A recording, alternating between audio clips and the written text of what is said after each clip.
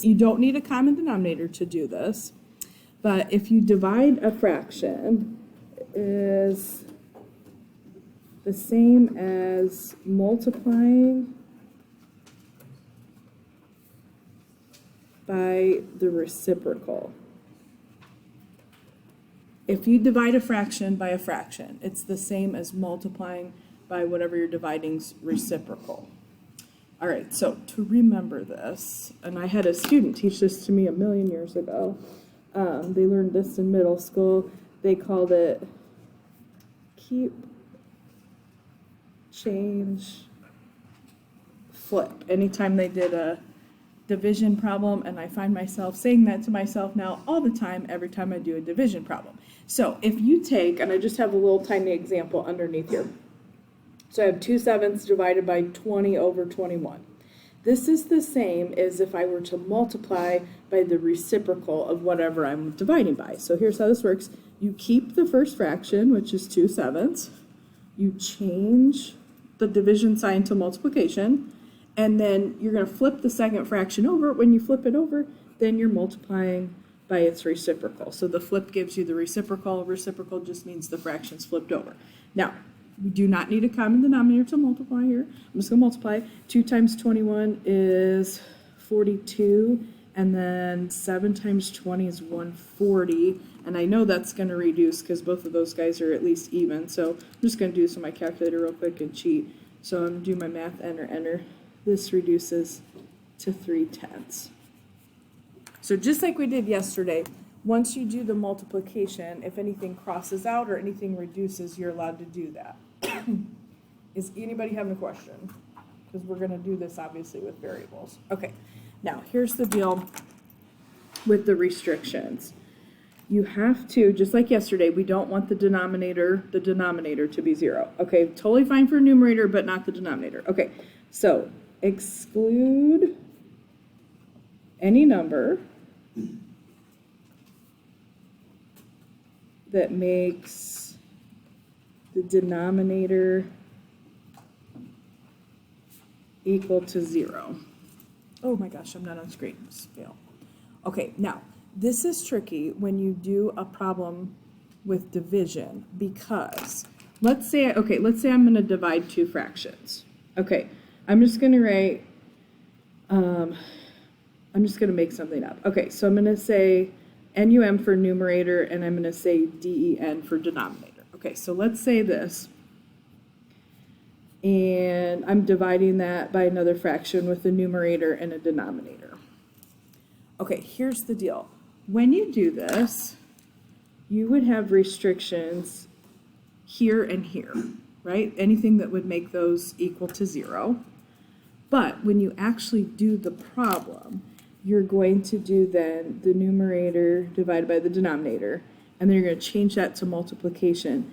Then the denominator of that second fraction is going to go to the top, and the numerator is going to go to the bottom. So then that also makes another denominator when you're working with this. So in this case, the first fraction, whatever comes first, whatever's on top, you just need to restrict the denominator. But the second fraction, you're going to have to restrict. Basically, this gets flipped over, so you have to restrict both. So whatever you're dividing by, you're going to restrict the top and bottom of that because it gets flipped over. All right, so I've tried to put, some of these can look really garbagey and complicated. I promise they're not terrible. All right, this is literally a fraction divided by a fraction. I'll call that a stacked fraction sometimes when it's in that format, but this is just a big giant fraction. It's exactly the same as if I were to tell you, okay, let's do 20x minus 5y over x cubed y squared divided by, and then I'd have that 12x minus 3y over 8x cubed. Those are the same, just two different ways to kind of write that. Now, just like yesterday, what I tell you to do here, you can't just cross things out. They have to be a product. And so the bottom of both of those fractions is a product. You don't have anything to factor or do anything with there, but the top of both of those fractions can be factored. Can anybody tell me What do 20x and negative 5y have in common? Divisible by 5. Perfect. Okay, so if I took a 5 out in front of that, what would be left? Yep. 4x and then minus y. Perfect. All right. Now, you're not doing anything to the bottom of this. All right, now, I'm going to just go ahead and let's just flip this other fraction over. So I'm going to put the 8x cubed on the top. This will be the reciprocal, and I'm just going to factor as I go. But I'll put the factor on the bottom of this. What do 12x and 3y have in common? Divisible by 3. Okay, what would you have left? Perfect. All right. Now, I just flipped it over kind of as I went. This is the factored form of that 12x minus 3y. Now, here's what we're going to do. We're just going to see, this is now a multiplication problem when I did that flip over. So we're just going to see if anything matches. So right here, you got 4x minus y, 4x minus y. Don't have to worry about that. X cubed, and then I'm just dealing with what's left. So on the top, 5 and 8 multiplied together would be 40. On the bottom, I have a y to the second and a 3. So typically you would put the 3 first, the number first. That would be my answer there. Everything else ended up canceling out. Okay, so now I'm just going to go back and write down my restrictions. So in the original problem, things that would cause my denominator to be 0.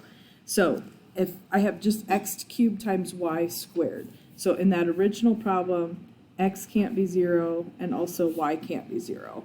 Now the denominator here also had an x to the third, so that would actually have that same restriction. X, cannot be equal to 0. I just wrote equals 0. So can't be equal. So it's the same restriction. You don't have to write it twice.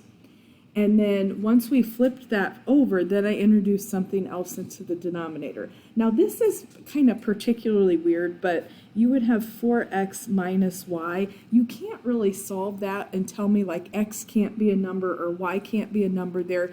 What I would tell you, there's kind of two ways you can write this, and I'm perfectly fine with that. Just say 4x minus y can't be equal to 0.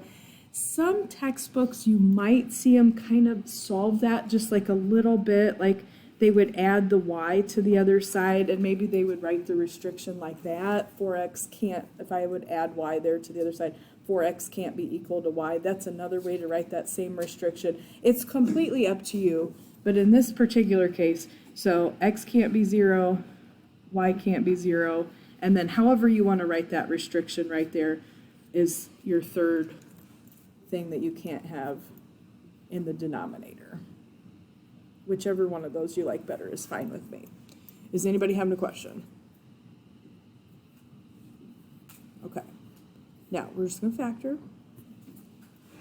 Somebody tell me, raise your hand, tell me two numbers for this first fraction. Multiply to get you negative 15, add to get you 2.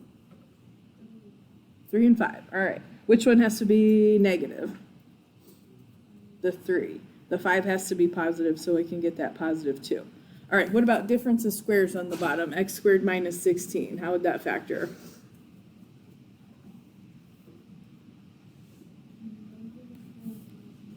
Negative 4 and positive 4. Perfect.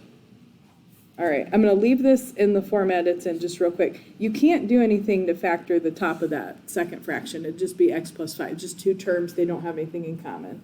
But maybe kind of think about it as being in parentheses. The bottom, though, what do 3x and 12 have in common? 3. What would you have left if you took a 3 out? X minus 4. Perfect. Okay, now, if something cancels within, like look at these as two separate fractions, right? If something cancels within the fraction, you're allowed to do that. If not, then we're going to do our keep, change, flip. So nothing matches top and bottom in those two individual fractions. When you turn this into a multiplication problem, you keep the original, and I'm just keeping it in factored form, makes it easier to see my restrictions and also makes it easier to see what I'm going to cancel out. Take the second fraction, I'm going to flip it over. This is the reciprocal. The 3 times x minus 4 would go to the top, and the x plus 5 would go to the bottom. Once that becomes a multiplication problem, Then we're just going to multiply straight across the top, straight across the bottom, and see if anything cancels out. So if we have anything that matches, we have an x plus 5 top and bottom, we have an x minus 4 top and bottom. Everything else is left. It doesn't have anything to match up with, so it's not going to cancel there. Sorry, I'm really close to the bottom of the page. All right, so here's my answer. I would just have, I have an x minus 3 and a 3 on the top. Just go ahead, leave that in factored form. I mean, if you want to do a little distributive property, that's fine. I'm just trying to save you some time. Just leave it like that. The bottom, what we had left over was just an x plus 4. So this would be my answer. Okay, now here's where I'm going to do my restrictions. Anything that made a denominator 0. So here, back at the very beginning, I'd have 4 and negative 4. This one, I would just have 4 again. I don't have to write it again. I'm just going to jot it down on my paper. This was the same thing. Now, when we flip this over, that introduced that x plus 5 into the denominator. So now negative 5 also becomes a restriction. So for this guy, and you don't have to write it twice, you got 4, negative 4, and negative 5 being numbers that would cause you to divide by 0. So we got to restrict those. And even if they cross out, you have to restrict it.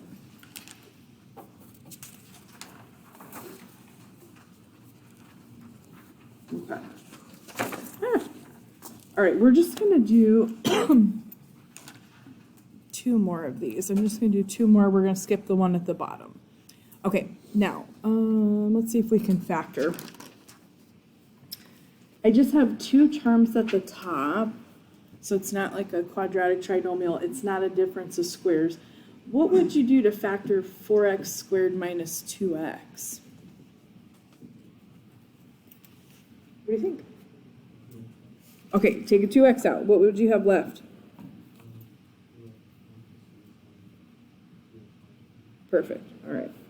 Now, what I would tell you about the bottom of this, I've got 3x cubed minus 6x squared minus 9x.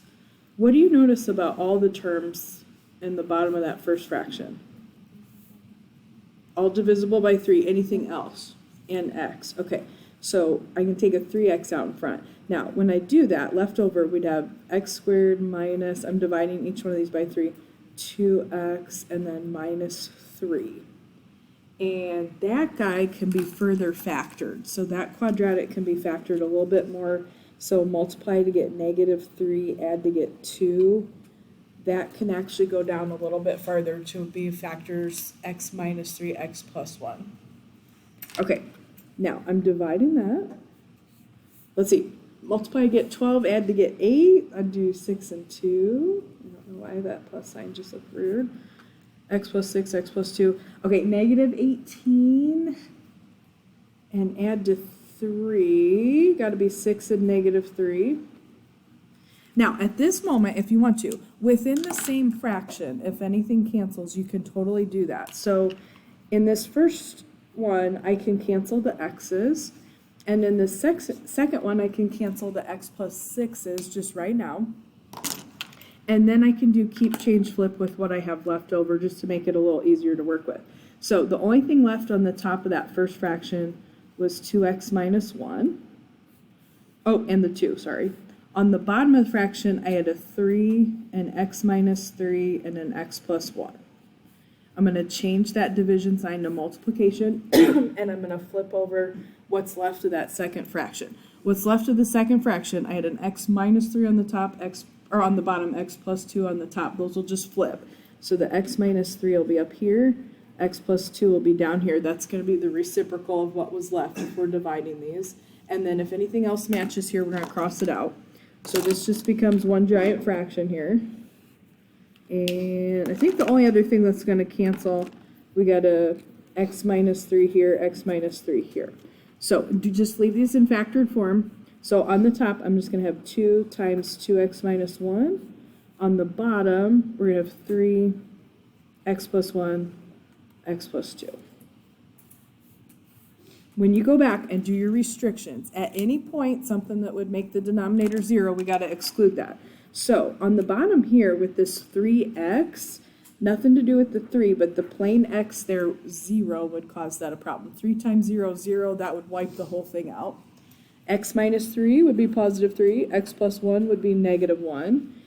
In this fraction, I had -6 and 3 as problems in the original denominator.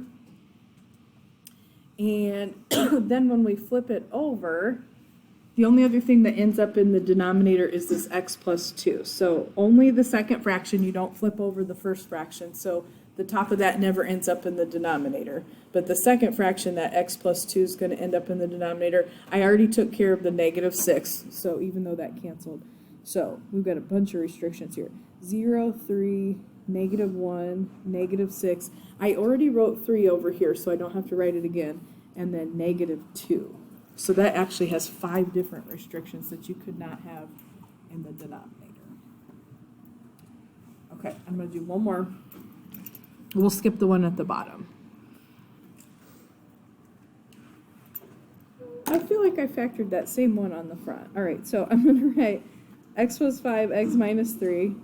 And I know we did this one on the front too. X minus 4, x plus 4. The other fraction, though, has a little weirdness on the bottom.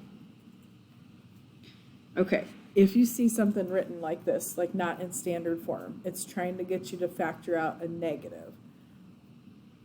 What would you maybe factor out of 12 minus 3x?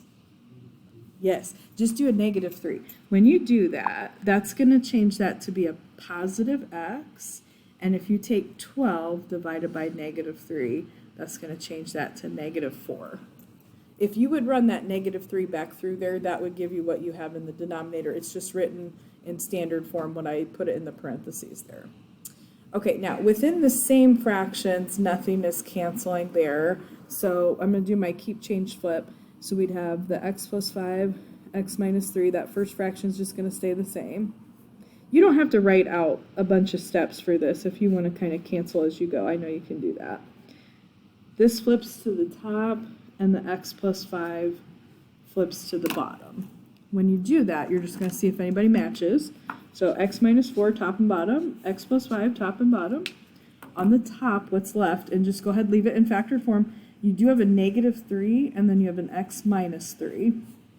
And then you have just an x plus 4 on the bottom. And just go back, anything where the denominator could be 0, we got to exclude.